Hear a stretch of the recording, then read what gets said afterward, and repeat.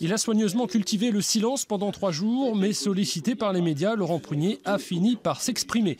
Première interrogation, son choix pour le second tour, entre le maire socialiste qu'il combat depuis des années et son adversaire de droite qui l'a poussé vers la sortie. Réponse.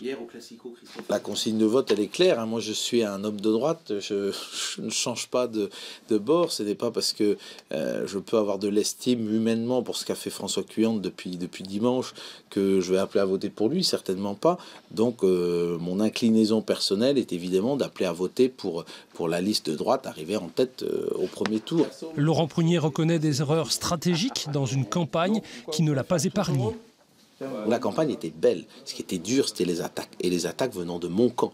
Mais du coup, après, mon espace politique s'est réduit parce qu'il y avait une opposante à François Cuillante et que sur beaucoup de dossiers, n'ayant pas été capable d'accepter la caricature, je me suis retrouvé en ligne avec le maire contre Madame Malgorn, ce qui n'était pas normal de la part d'un opposant, et je dois bien avouer. L'union aurait pu faire gagner la droite, je le pense maintenant, la dynamique aurait été beaucoup plus claire, et là on a fait la campagne à plein, et puis on s'arrête aux portes du second tour, et dans une vague bleue, se retrouver le seul à être dans le reflux, c'est assez frustrant.